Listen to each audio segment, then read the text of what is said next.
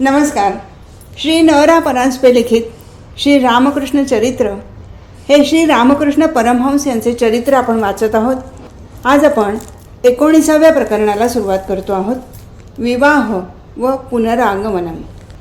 1859-60. पानातून थोडे तोंडी लावणे घेऊन बलरामास दाखवून, हे बघ, विवाह यासाठी झाला, नाहीतर कुणी बरे दुसऱ्याने असे करून घातले असते. मी जेव्हा 16 आणे करून दाखवीन तेव्हा कुठे तुम्ही एखादा आणा केलेत तर केलेत. श्री रामकृष्ण. इकडे श्री रामकृष्णांनी पूजेचे काम सोडले ही बातमी कामारू पुकुरास त्यांच्या आईच्या व भावाच्या कानावर गेली व आता काय करावे अशी चिंता त्यांच्या मनात उत्पन्न झाली. रामकुमार कैलासवासी होऊन 2 वर्षे लोटतात तोच गदाधरलाही वायुरोग झाला असे ऐकून त्याच्या वृद्ध मातेला व वडील भावाला काय वाटले असेल याची कल्पनाच करावी. संकटे कधी एक एक अशी येत नाहीत असे लोक म्हणतात. त्याची चांगली प्रतीती त्यांना त्यावेळी आली. गदाधरावर चंद्रमणीची अत्यंत प्रीती असल्यामुळे ही बातमी ऐकून तिच्याच्याने राहावे ना.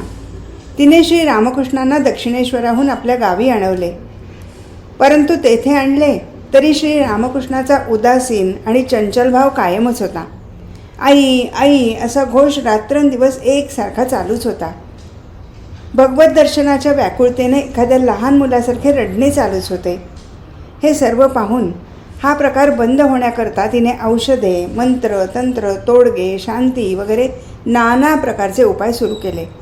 ही गोष्ट सन 1858च्या अश्विन किंवा कार्तिक महिन्यातील असावी. घरी परत आल्यानंतर श्री रामकृष्ण बराचसा वेळ पूर्वीप्रमाणेच घालवीत असत. तरी मध्ये मध्ये ईश्वर दर्शनाच्या तळमळीमुळे विव्वल होऊन जात. तसेच मध्ये मध्ये गात्रदाहामुळे त्यांना फार त्रास होई.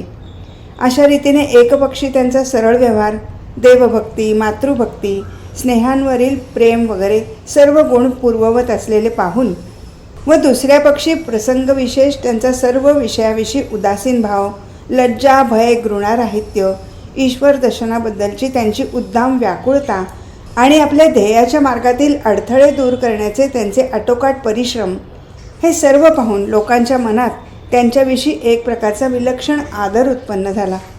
लोकांना वाटले की कोणीतरी एखादी देवता त्यांच्या अंगात येत असेल. श्री रामकृष्णांची आई चंद्रादेवी बिचारी अत्यंत सरळ स्वभावाची. तिच्याही मनात कधीकधी असेच येत असे आणि आता इतरांच्याही तोंडून तीच गोष्ट ऐकता तिने एखाद्या मांत्रिकाला आणण्याचे ठरवले. श्री रामकृष्ण म्हणत, एक दिवस आमच्या घरी एक मांत्रिक आला. त्याने एक वात मंत्रून जाळली व ती मला होंगावयास देऊन तो म्हणाला, तू जर कोणी भूत असशील तर या झाडाला सोडून निघून जा. पण कोठे काय, काहीच झाले नाही. पुढे आणखी 1-2 मांत्रिक एका रात्री आले व पूजा, बलिदान वगैरे झाल्यावर त्यातल्या एकाच्या अंगात आले व तो म्हणाला, त्यांना म्हणजे मला भूत लागले नाही की त्यांना कोणता रोग झाला नाही. काही वेळाने सर्वांच्या समक्ष तो मला म्हणाला, का रे गदाई, तुला साधू व्हायचे आहे ना, मग तू इतकी सुपारी का खातोस? सुपारीने तर कामविकार वाढतो. आणि खरोखरच याचे अगोदर मला सुपारी खाणे फार आवडत असे, पण त्या दिवसापासून मी सुपारी खाणे सोडून दिले. श्री रामकृष्णांना त्यावेळी 23वे वर्ष लागले होते. कामारू पुकुरास येऊन काही महिने लोटल्यावर त्यांची व्याकुळता बरीचशी कमी झाली. याचे कारण म्हणजे येथे आल्यावर त्यांना वारंवार श्री जगदंबेचे अद्भुत दर्शन होई हे होय. त्यांच्याच नातलगांकडून समजलेल्या या काळच्या कित्येक गोष्टी खाली दिल्या आहेत. कामारू पुकुरच्या पश्चिमेस व ईशान्येस 2 स्मशाने आहेत. त्यापैकी एखाद्या दिवसा रात्री किंवा वेळ सापडेल तेव्हा श्री रामकृष्ण एकटेच जाऊन बसत. त्यांच्यामध्ये काही एक विलक्षण शक्ती आहे अशी त्यांच्या नातलगांना याच सुमारास ओळख पटली. त्यांच्या तोंडून असे ऐकले आहे की स्मशानातील कोल्हे व भूतखेते यांना देण्यासाठी म्हणून एखाद्या नवीन भांड्यात फलं, मूलं, मिष्टान्न वगैरे घालून श्री रामकृष्ण ती घेऊन स्मशानात जात. श्री रामकृष्ण त्यांना सांगत की भूतांना त्या भांड्यातील खाद्य दिल्यावर ते भांडे भरकन उडून आकाशात जाऊन नाहीसे होई व कधीकधी ती भूतखेतेही माझ्या प्रत्यक्ष दृष्टीस पडत. कधीकधी रात्री 12-1 वाजून जावेत पण श्री रामकृष्णांचा पत्ता नसावा. मग रामेश्वराने स्मशानाकडे जावे व दुरून श्री रामकृष्णांना हाका माराव्या. श्री रामकृष्णांनी हाक ऐकून ओ द्यावी व तेथूनच म्हणावे, आलो रे दादा, तू आहेस तिथेच थांब, पुढे येऊ नको, नाहीतर ही भूते तुला काही अपाय करतील. यापैकी एका स्मशानात श्री रामकृष्णांनी एक बेलाचे रोप लावले होते. त्याच स्मशानात असलेल्या एका पुरातन पिंपळाच्या झाडाखाली बसून ते बराचसा वेळ जपत ध्यानात घालवीत.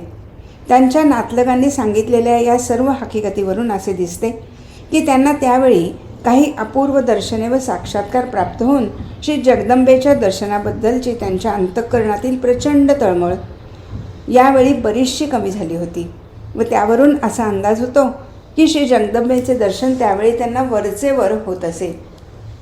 प्रत्येक महत्त्वाच्या गोष्टी तिच्या आदेशाप्रमाणे चालण्यास त्यांनी त्यावेळेपासून सुरुवात केली असावी. वरचेवर श्री जगदंबेचे दर्शन होत गेल्याने कदाचित त्याच वेळेस त्यांची अशी खात्री झाली असेल की श्री जगदंबेचे बाधाशून्य असे पूर्ण दर्शनही आपल्यास लवकरच प्राप्त होईल, कोणी सांगावे. असो, त्यावेळेचे श्री रामकृष्णांचे वर्तन व बोलणे चालणे यावरून त्यांच्या घरच्या मंडळीस वाटले की यांना जो एकाएकी वायुरोग झाला होता तो आता बराचसा कमी झाला आहे, कारण ते आता पूर्वीसारखे व्याकुळ होऊन रडताना दिसत नाहीत. त्यांचे जेवणखाण नियमित वेळी होत असे व त्यांचे इतर व्यवहारही इतर सर्व माणसांसारखे असत. त्यांना एवढे बरीच चमत्कारिक वाटे की ते स्मशानात जाऊन तेथे बराच वेळ बसतात. कधीकधी नेसलेले वस्त्र फेडून टाकून निर्लज्जपणाने ध्यान पूजा वगैरे करीत बसतात. त्यांच्या मनात पूजा, ध्यान, जप वगैरे जे काही करायचे असते त्यात कोणी त्यांना त्रास दिला तर मात्र फार संतापतात व कोणाचेही काही न ऐकता सर्व काळ देव, ध्यान, पूजा, जप यातच निमग्न राहतात. पण त्यांना वाटे यात काही विशेष नाही. हा तर त्यांचा लहानपणापासूनचा स्वभाव आहे. त्यांना खरी चिंता वाटे ती त्यांच्या संसाराविषयीच्या पूर्ण उदासीनपणाची. त्यांना वाटे की याचे जोपर्यंत संसारात लक्ष नाही व उदासीनपणा कमी होत नाही तोपर्यंत त्यांचा वायुरोग पुन्हा उलटण्याचा फार संभव आहे आणि म्हणून त्यांचे लक्ष संसाराकडे कसे लावता येईल याच काळजीत त्याची प्रेमळ माता व बंधू असत. सरतेशेवटी सर्व प्रकारांनी विचार करून दोघांनी असे ठरवले की आता गदाधराचा विवाह केला पाहिजे. त्या वाचून गत्यंतर नाही. सुशील, सुस्वरूप अशी पत्नी मिळाल्यास तिच्याबद्दल प्रेम वाटू लागून त्याचे मन असे इतस्ततः भटक्या मारत बसणार नाही. आता त्याचे वय 23-24 वर्षाचे झाले तरी प्रत्येक गोष्टीत एखाद्या लहान मुलासारखा आपल्या भावाच्या व आईच्या तोंडाकडे पाहत असतो व आपली सांसारिक स्थिती काय, ती सुधारण्याला आपण काय केले पाहिजे वगैरे विचार कधीही याच्या मनात येत नाही. याचे लग्न केल्याशिवाय व स्त्री पुत्राधिकांना पोचण्याचा भार याच्या शिरावर पडल्याशिवाय हे विचार जावेत तरी कसे, असा त्या दोघांनी विचार करून मुली पाहण्यास सुरुवात केली. गदाधरला असा विचार ठरल्याचे समजले तर तो कदाचित काही अडथळे उपस्थित करेल म्हणून हा सर्व विचार कोणालाही न समजू देता त्यांनी ठरवला होता. तरी पण तीक्ष्ण दृष्टीसंपन्न श्री रामकृष्णांच्या लक्षात ही गोष्ट आल्याशिवाय राहिली नाही. पुढे विवाहाची नक्की गोष्ट त्यांच्या कानावर गेली तरीसुद्धा त्यांनी त्याबद्दल आपली नापसंती मुळीच दर्शवली नाही. उलट घरी एखादे कार्य व्हायचे असले म्हणजे लहान लहान मुले जशी मजेत व आनंदात असतात तसेच आचरण श्री रामकृष्णही करू लागले. श्री जगदंबेच्या कानावर ही गोष्ट घालून यासंबंधी काय केले पाहिजे हे जाणून त्यांनी असे आचरण चाललेले असावे की मुलांना जशी आपल्यावरील जबाबदारीची कल्पना नसते व पुढे होणाऱ्या गोष्टींबद्दल ती जशी निश्चिंत असतात तसाच प्रकार श्री रामकृष्णांचाही असावा की लग्नासंबंधी पूर्णपणे निश्चिंत राहण्यामध्ये त्यांचा काही निराळाच उद्देश असावा. श्री रामकृष्णांच्या आयुष्यात त्यांचा विवाह ही अत्यंत महत्त्वाची गोष्ट असल्यामुळे त्याविषयीचे सांगोपांग विवेचन येथे करण्याचे योजले आहे. श्री रामकृष्णांच्या चरित्राचा विचार करू जाता सहजच मनात येते की श्री रामकृष्णांनी विवाह केलाच कशाला. स्त्रीसह शरीर संबंध ठेवण्याची त्यांच्या मनात नुसती कल्पनाही कधी आली नाही. त्यांनी विवाह केला तरी कशाला, हे खरोखरीच एक गूढ आहे. कदाचित कोणी म्हणेल की त्यांना यौवनदशा प्राप्त झाल्यावर ते एकसारखे भगवान भगवान करू लागले व एखाद्या उन्माद झालेल्या माणसासारखे आचरण करू लागले म्हणून त्यांच्या घरच्या मंडळींनी त्यांचे काही न ऐकता त्यांच्या इच्छेविरुद्ध मुद्दाम त्यांचे लग्न करून दिले असेल. परंतु ही गोष्ट शक्यच दिसत नाही. अगदी लहानपणापासून त्यांच्या इच्छेविरुद्ध एखादी लहानशी गोष्टसुद्धा त्यांना करू लावण्यास कोणीही कधीही समर्थ झाला नाही आणि उलट एकदा मनात घेतलेली गोष्ट केल्याशिवाय ते कधीही राहिले नाहीत. त्यांच्या लहानपणचीच एक गोष्ट घ्या. धनी लोहारणीला तुला भिक्षामाता करीन असे त्यांनी सांगितले व कोणाच्याही म्हणण्याला न जुमानता त्यांनी आपले म्हणणे खरे करून दाखवले. हे कुठे तर कलकत्त्यासारख्या धर्मबंधने शिथिल असलेल्या शहरी नव्हे, तर कामारू पुकूरसारख्या पुराणमताभिमानी व धर्मकर्मपरायण अशा गावात. अशा ठिकाणी एखादा मनुष्य मी वाटेल तसा वागेन असे म्हणेल तर समाज ते चालू देत नाही. बरे, घरची मंडळी ही कमी स्वधर्मनिष्ठ होती असे नाही. कुळाची रूढी पाहिली तर अशी होती की भिक्षामाता होणारी स्त्री ब्राह्मणाचीच असली पाहिजे. इतक्या सर्व गोष्टी प्रतिकूल असून सर्वांच्या इच्छेविरुद्ध त्यांनी त्या लहान वयातही आपला शब्द खरा करून दाखवला. डाळ तांदूळ मिळवणारी विद्या मला शिकायची नाही असे ठरवल्यावर या बाबतीत त्यांनी कोणाचेही ऐकले नाही. तसेच त्यांच्या मनात जोपर्यंत नव्हते तोपर्यंत पुजारीपण स्वीकारण्याच्या मथुरनाथांच्या सर्व विनवण्या त्यांनी धाब्यावर बसवल्या.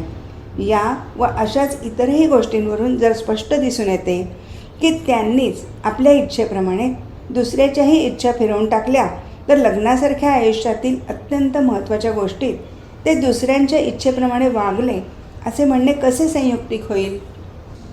अथवा कदाचित कोणी म्हणेल की ईश्वर प्रेमामुळे त्यांच्या मनात लहानपणापासून सर्वस्व त्यागाचा भाव होता. अशी गोष्ट गृहीत धरण्याची काय आवश्यकता आहे. तेव्हा ही गोष्ट गृहीत न धरता असे म्हटले म्हणजे झाले की इतर सर्वांप्रमाणे लग्न वगैरे करून संसार सुख उपभोगण्याचे पहिल्याने श्रीकृष्णाच्या मनात होते. परंतु यौवनदशा प्राप्त झाल्यावर थोड्याच दिवसात त्यांच्या विचारात विलक्षण क्रांती घडून आली व ईश्वर प्रेमाची एवढी लाट त्यांच्या अंतःकरणात उसळली की तिच्या योगाने त्यांचे पूर्वीचे सर्व विचार पार बदलून गेले आणि हा बदल होण्याचे पूर्वी श्रीरामकृष्णांचा विवाह झाला होता. असे म्हटले म्हणजे सर्वच वाद मिटला. हे म्हणणे वरवर पाहता मोठे सुंदर दिसते, परंतु वस्तुस्थिती याच्या अगदी उलट आहे. एकतर ईश्वर प्रेमाने सर्वस्व त्यागाचा भाव त्यांच्या मनात लहानपणापासूनच होता की नाही हे त्यांचे बाल्यजीवन पाहिल्यास स्पष्ट दिसून येईल. दुसरी गोष्ट, त्यांचा विवाह 23-24व्या वर्षी झाला. त्याच्या अगोदर 3-4 वर्षापासून त्यांच्या अंतःकरणात ईश्वर प्रेमाची प्रचंड खळबळ सुरू होती. शिवाय स्वतःसाठी ज्यांनी कोणाला कधीही एवढासा सुद्धा त्रास पडू दिला नाही, त्यांनी आपल्यासाठी एका गरीब मुलीला जन्मभर दुःख भोगावे लागेल असे जाणूनसुद्धा आपले लग्न करून घेतले असेल, ही गोष्ट अगदी असंभवनीय दिसते. तिसरी गोष्ट, श्री रामकृष्णांच्या आयुष्यातील कोणतीच घटना निरर्थक नव्हती. ते त्यांच्या आयुष्याचा जितका अधिक विचार करावा तितके अधिक स्पष्ट दिसून येते. चौथी गोष्ट, त्यांनी आपल्या स्वतःच्या इच्छेनेच विवाह केला आहे. खास कारण मुली पाहण्याची गडबड सुरू झाली तेव्हाच त्याने हृदयजवळ व घरातील इतर मंडळींजवळ असे बोलून दाखवले की जयराम वाटीत राहणाऱ्या रामचंद्र मुखोपाध्याय यांच्या मुलीशी माझे लग्न होणार असे कधीच ठरले आहे. हे वाचून वाचकांना आश्चर्य वाटेल व कदाचित त्यांचा त्यावर विश्वासही बसणार नाही. ते म्हणतील, या असल्या गोष्टी का कुठे या 20व्या शतकात चालतात. या असल्या भविष्यकथनावर कोणाचा विश्वास बसेल. यावर आमचे एवढेच उत्तर आहे की तुमचा उपरोक्त गोष्टीवर विश्वास बसो की न बसो, श्री रामकृष्णांनी असे सांगितले होते ही गोष्ट निस्संशय आहे. या गोष्टीच्या सत्यतेची साक्ष पटवून देतील अशी काही माणसे सुदैवाने अजूनही हयात आहेत. त्यांनाच प्रत्यक्ष विचारून पहा म्हणजे खात्री पटेल. बरेच दिवस मुली पाहण्यात गेले तरी त्यांच्या घरच्या मंडळीत जेव्हा त्यातील एकसुद्धा पसंत पडेना तेव्हा श्री रामकृष्णांनी स्वतः मंडळीत सांगितले की अमुक गावच्या अमुक गृहस्थांची मुलगी माझ्यासाठी वेगळी काढून ठेवली आहे, पाहून या. यावरून स्पष्ट दिसेल की आपला विवाह होणार आहे व तो अमुकाच्या मुलीशी होणार आहे. ही गोष्ट श्री रामकृष्णांना माहीत होती व असेही दिसून येईल की लग्नाच्या बाबतीत त्यांनी मुळीच हरकत घेतली नाही. या सर्व गोष्टी त्यांना भावसमाधीतच कळून आल्या असाव्यात. तर मग श्री रामकृष्णांच्या विवाहाचा अर्थ काय. कोणी शास्त्रज्ञ वाचक कदाचित म्हणतील की शास्त्र सांगतात की ईश्वर दर्शन अथवा पूर्ण ज्ञान झाल्यावर जीवाच्या संचित व आगामी कर्माचा नाश होतो, परंतु ज्ञान प्राप्त झाले तरी प्रारब्ध कर्माचा भोग त्याला या शरीरातच घ्यावा लागतो. पहा, प्रारब्धम बलवत्तरम खलु विंदा भोगेन तस्य क्षयः सम्यक ज्ञान हुताशनेन विलयः प्राक्सन चिंतागामिनाम. कल्पना करा की एका व्याधाच्या पाठीवर बाणभता असून त्यात पुष्कळ बाण आहेत. एका पक्षाला मारण्यासाठी त्याने एक बाण हातात घेतला आहे व एक बाण त्याने नुकताच एका पक्षावर सोडला आहे. इतक्यात कल्पना करा की त्याच्या मनात एकाएकी वैराग्याचा उदय झाला आणि त्याला वाटले की आता हिंसा म्हणून करायची नाही. लगेच त्याने हातातील बाण खाली टाकला, पाठीवरील बाणभाताही फेकून दिला व त्याने जो नुकताच एक बाण सोडला होता त्याचे काय, तो तर त्याला पुन्हा परत घेता येत नाही. त्याप्रमाणे पाठीवरील बाणभाता म्हणजे जीवाचे जन्मजन्मांतरीचे संचित कर्म, हातातील बाण म्हणजे आगामी कर्म अथवा जे कर्म आता घडून येणार आहे ते. या दोन्ही कर्मांचा ज्ञानाने नाश होईल. पण त्याने हातातून नुकताच सोडलेल्या बाणाप्रमाणे त्याची जी प्रारब्ध कर्मे असतात त्यांचे फल तर त्याला भोगावे लागेल की नाही. श्री रामकृष्णांसारखे महापुरुष केवळ आपल्या प्रारब्ध कर्मांचाच या शरीरात भोग घेत असतात. हा फलभोग काही त्यांना सुटत नाही. यावर आमचे एवढेच उत्तर आहे की शास्त्रावरून असे दिसते की यथार्थ ज्ञानी पुरुषांना आपल्या प्रारब्ध कर्माचाही फलभोग घ्यावा लागत नाही. कारण सुखदुःखांचा भोग करणारे कोण? मनच ना. ते मन तर त्यांनी ईश्वरचरणी कायमचे अर्पण केलेले असते. मग आता त्या सुखदुःखांना राहण्याला जागाच कुठे राहिली. यावर कोणी कदाचित म्हणेल की प्रारब्ध कर्माचा भोग त्यांच्या शरीराकडून होतो. पण हे तरी कसे व्हावे, कारण त्यांचे देहाकडे लक्ष तरी कोठे असते. त्यांचा अहंकारच जर समूळ नष्ट झालेला असतो व देहाची जाणीवही जर त्यांची नष्ट झालेली असते तर त्यांचा देह प्रारब्ध कर्माचा उपभोग घेतो असे म्हणण्यात अर्थ काय. आणखी एक गोष्ट, श्री रामकृष्ण देवांच्या स्वतःच्या अनुभवावर जर विश्वास ठेवायचा असेल तर त्यांना नुसते ज्ञानी पुरुष असे म्हणता येत नाही. त्यांची कोटी याहून उच्च असेल असेच मानले पाहिजे. कारण त्यांच्या तोंडून वारंवार आम्ही ऐकले आहे, जो राम जो कृष्ण तोच सांप्रत रामकृष्ण. अर्थात पूर्वी रामचंद्र व श्रीकृष्ण या रूपांनी ज्याने अवतार घेतला होता तोच या काळी श्री रामकृष्णांच्या शरीरात राहून अपूर्व लीला करत आहे. आणि या त्यांच्या स्वतःच्या उद्गारावर विश्वास ठेवायचा असेल तर त्यांना नित्य शुद्ध बुद्ध मुक्त स्वभाव ईश्वरावतार असेच म्हणावे लागते. आणि असे म्हटल्यावर त्यांनाही प्रारब्ध कर्माचा फलभोग घ्यावा लागतो असे म्हणून चालत नाही. यासाठी श्री रामकृष्णांच्या विवाहाची निराळ्याच तऱ्हेने मीमांसा करणे हेच युक्तियुक्त होईल. लग्नाची गोष्ट आमच्याजवळ काढून श्री रामकृष्ण कधीकधी मोठा मधुर विनोद करीत. एक दिवस दुपारी दक्षिणेश्वरी श्री रामकृष्ण जेवावयास बसले होते. जवळशी बलराम बसू व इतर बरेच भक्त बसले असून त्यांच्याशी नाना तऱ्हेच्या गोष्टी बोलत होते. श्री रामकृष्णांचा पुतण्या रामलाल याचा विवाह असल्यामुळे त्याच दिवशी माताजी श्री रामकृष्णांच्या लीला सहधर्मिणी कामारूपुकुरास गेल्या होत्या. श्री रामकृष्ण म्हणाले बलरामाला, बरे, पण माझे लग्न कशाला झाले सांग पाहू. माझे लग्न झाले, पण काय त्याचा उपयोग. इथे तर नेसलेल्या धोत्राची शुद्ध नसते आणि मग बायको कशाला. हे ऐकून बलराम थोडेसे हसले व गप्प बसले. श्री रामकृष्ण म्हणाले, हां, आले लक्षात. पानातून थोडेसे तोंडी लावणे उचलून व ते बलरामाला दाखवून, हे बघ, विवाह यासाठी झाला. तो जर झाला नसता तर मग कुणी दुसऱ्याने असे मला करून घातले असते बरे. बलराम व इतर मंडळी हसतात.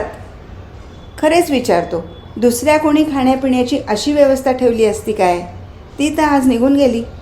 कोण निघून गेले हे मंडळींच्या लक्षात आले नाही असे पाहून, रामलालची चुलती रे, रामलालचे लग्न आहे की नाही आता, म्हणून ती कामारूपुकुरास गेली.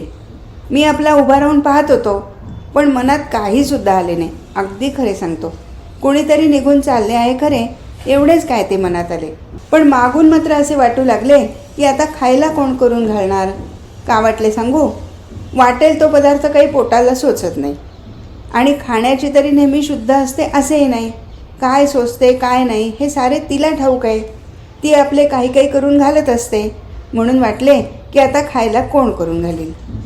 आणखी एकदा दक्षिणेश्वरी लग्नाच्या गोष्टी निघाल्या असता श्री रामकृष्ण म्हणाले, विवाह का करीत असतात माहिती आहे. ब्राह्मण शरीराला एकंदर 10 प्रकारचे संस्कार असतात. विवाह हा त्यातीलच एक संस्कार आहे. हे 10ही संस्कार झाले तरच आचार्य होता येते. शिवाय आणखी असे म्हणत, जे परमहंस असतात, पूर्ण ज्ञानी असतात, ते अगदी झाडूवाल्यापासून तो थेट सार्वभौम बादशहापर्यंत सर्व अवस्था पाहून त्यांचा उपभोग घेऊन आलेले असतात. असे जर होईल तर ठीक, वैराग्य कसे बरे येईल. जे अनुभवून पाहिलेले नसते, ज्याचा उपभोग घेतलेला नसतो, ते पाहावे व त्याचा उपभोग घ्यावा असे मनाला वाटून ते चंचल होईल. समजले? सोंगटी जेव्हा पकून येते तेव्हाच ती निघाल्या ठिकाणी परत जाते, नाही? त्याचप्रमाणे साधारण गुरु व आचार्य यांच्या विवाहाचे वरीलप्रमाणे कारण जरी त्यांनी सांगितले तरी त्यांच्या स्वतःच्या विवाहाचे काही विशेष कारण असावे असे आम्हाला वाटते. विवाह भोगण्यासाठी नाही, या गोष्टीची आठवण शास्त्रे आपल्याला पदोपदी देत असतात. शास्त्रे सांगतात की ईश्वराचा सृष्टी संरक्षण रूप नियम पाळणे व गुणवान पुत्र उत्पन्न करून समाजाचे कल्याण साधणे हाच विवाह कर्माचा उद्देश असावयास पाहिजे. परंतु यामध्ये स्वार्थाचा अगदी लवलेशसुद्धा असू नये अशी असंभावनीय गोष्ट काही शास्त्रांनी सांगितली नाही. दुर्बल मानवाच्या चरित्राचे पूर्ण अवलोकन करून शास्त्रकार ऋषीवर्यांनी जाणले होते की दुर्बल मानवाला स्वार्थाशिवाय या जगात कोणतीही गोष्ट समजत नाही. लाभ नुकसान याचा विचार केल्याशिवाय तो अगदी सामान्य कार्यसुद्धा हाती घेत नाही. ही गोष्ट समजूनसुद्धा शास्त्रकारांनी वरील आज्ञा केली. याचे कारण एवढेच की या स्वार्थबुद्धीला एखाद्या उच्च उद्देशाशी जर सर्वदा जखडून ठेवले तरच ठीक, नाहीतर पुन्हा पुन्हा जन्ममृत्यूच्या बंधनात सापडून मनुष्याला अनंत दुःखे भोगावी लागतील. ही गोष्टही त्यांनी जाणली होती. स्वतःचे नित्यमुक्त स्वरूप विसरल्यामुळेच इंद्रियाद्वारा बाह्य जगतातील रूपरसादी विषयांचा उपभोग घेण्यासाठी मनुष्य सर्वदा हापापलेला असतो व मनात म्हणतो की हे सर्व विषयसुख किती मधुर व मनोरम आहे. परंतु जगातील सर्व सुखे दुःखाशी नेहमी जखडलेली असतात. सुखांचा उपभोग घ्यावयास गेले म्हणजे दुःखांचाही उपभोग घ्यावाच लागतो. ही गोष्ट किती जणांच्या लक्षात येते? स्वामी विवेकानंद म्हणत असत, दुःखाचा मुकुट डोक्यावर घालून सुख मनुष्याजवळ येऊन उभे राहते. मनुष्याला तर निर्भळ सुखच हवे असते, पण ते मिळावे कसे? त्याच्या डोक्यावर दुःखाचा मुकुट आहे व सुखाचा उपभोग घ्यावयास गेले तर परिणामी दुःखाचाही उपभोग घेतल्या वाचून सुटका नाही. हा विचारच मनुष्याच्या लक्षात येत नाही. म्हणूनच या गोष्टीचे त्याला स्मरण करून देऊन शास्त्र सांगते, बाबा रे, सुखाचा लाभ हाच तेवढा स्वार्थ अशी तू आपली समजूत का करून घेतोस? सुख अथवा दुःख यापैकी कोणतेही एक घ्यावयास गेले तरी त्याचेबरोबर दुसरेही घ्यावे लागते व तू आपल्या स्वार्थाची तार जरा उच्च सुरावर लावून असा विचार कर की सुख हाही माझा गुरु आहे व दुःख हाही माझा गुरु आहे आणि ज्या योगे या दोघांच्याही हातून माझी सुटका होईल तोच माझा खरा स्वार्थ आणि तेच माझ्या आयुष्याचे ध्येय आहे. यावरून समजून येईल की विवाहित अवस्थेमध्ये सर्व प्रकारच्या भोगांचे विचारपूर्वक सेवन करून व सुखदुःख पूर्ण अशा नाना अवस्थांचा अनुभव घेऊन क्षणभंगूर संसारातील अपांतर मरणीय सुखाविषयीचा तिटकारा मनुष्याच्या मनात उत्पन्न व्हावा व त्याचे मन ईश्वरचरणी लागावे आणि ईश्वरालाच आपले सर्वस्व समजून त्याच्या दर्शनाची तळमळ लागावी अशा प्रकारचाच उपदेश देण्याचा शास्त्रकारांचा हेतू असतो. कोणत्याही विषय सुखाचा विचारपूर्वक उपभोग घेऊ लागले असता अखेरीस मन त्याचा त्यागच करील ही गोष्ट अगदी निस्संशय आहे. म्हणूनच श्री रामकृष्ण म्हणत, बाबांनो, सत्सद विचार करा. निरंतर विचार केला पाहिजे व मनाला म्हटले पाहिजे, मना, तू सर्व काळ मी अमुक वस्त्र नेसेन, अमुक पदार्थ खाईन, अमुक मजा मारीन याच प्रकारच्या मनोराज्यात घडलेला असतोस. परंतु ज्या पंचभूतापासून डाळ तांदूळ वगैरे जिन्नस झालेले असतात त्याच पंचभूतापासून लाडू जिलबी वगैरे जिन्नसही झालेले असतात. ज्या पंचभूतांच्या हाडे मांस रक्त मज्जा वगैरेंनी एखाद्या स्त्रीचे सुंदर शरीर झालेले असते त्यांनीच पुरुष पशु पक्षी वगैरेंचेही झालेले असते. असे जर आहे तर मग मला हे पाहिजे आणि ते पाहिजे अशी तुझी एकसारखी धडपड उगीच का चाललेली असते? याच्यापासून सच्चिदानंद लाभ व्हायचा नाही. एवढ्याने जर मनाची समजूत पटली नाही तर एक दोन वेळा त्या वस्तूंचा विचारपूर्वक उपभोग घेऊन त्यांचा त्याग केला पाहिजे. समजा जिलबी खावी अशी उत्कट इच्छा उत्पन्न झाली, काय वाटेल ते केले तरी जिलबीचा विचार मनातून जाईनासा झाला व हजार तऱ्हेने विचार करूनही मनाची समजूत पटेनाशी झाली तर मग थोडीशी जिलबी आणावी व तिचे लहान लहान तुकडे करून खात खात मनाला म्हणावे, मना, याला जिलबी म्हणतात बरे. डाळ तांदूळ यांच्याप्रमाणे ही सुद्धा पंचभूतापासून तयार झाली आहे. ती खाल्ली तर तिच्यापासून रक्त मांस मल मूत्र हेच सारे तयार होते बरे. ही जिभेवर आहे तोपर्यंत काय ती हिची गोडी, एकदा का घशाखाली उतरली की तिची चवसुद्धा लक्षात राहणार नाही. जास्ती खाल्ली तर तिच्यापासून रोग उत्पन्न होईल. मग या असल्या पदार्थाबद्दल कशाला अशी लाळ घोटत बसतोस? छे छे, खाल्ली तेवढी आता पुरे झाली, आता जास्तीची इच्छा करू नको. संन्यासी भक्त मंडळींकडे पाहून म्हणत, सामान्य लहान सहान विषयांचा याप्रमाणे विचारपूर्वक उपभोग घेऊन त्याग केला तर चालतो, परंतु मोठमोठ्या विषयांचे असे करून चालत नाही. त्यांचा उपभोग घेऊ गेले असता बंधनात पडण्याची फार भीती. म्हणून मोठमोठ्या वासनांचा एकसारखा विचार करून त्यांच्यामधील दोष हुडकून काढून त्याग केला पाहिजे. विवाहाचा एवढा उच्च उद्देश आहे असे शास्त्रांनी सांगितले असले तरी किती लोक ह्या उपदेशाप्रमाणे आजकाल वागत असतात. विवाहित जीवनात यथासाध्य ब्रह्मचर्य पालन करून किती जण आजकाल स्वतःचे व समाजाचे कल्याण साधित असतात. कितीशा स्त्रिया आजकाल आपल्या पतीच्या मागे उभ्या राहून त्याला लोकहिताचे उच्चव्रत चालू ठेवण्यात ईश्वर लाभाची गोष्ट बाजूस राहो प्रेरणा करीत असतात. अथवा त्याग हेच जीवनाचे ध्येय असे जाणून कितीसे पुरुष आजकाल आपल्या स्त्रीला त्यागाचा उपदेश देत असतात. हाय रे भारतवर्षा, भोग हेच सर्वस्व मानणारा पाश्चात्यांचा जडवाद हळूहळू तुझ्या हाडीमासी खिळून त्याने तुझी एखाद्या पशुसारखी कशी केविलवाणी स्थिती करून टाकली आहे याचा एकवार विचार करून पहा.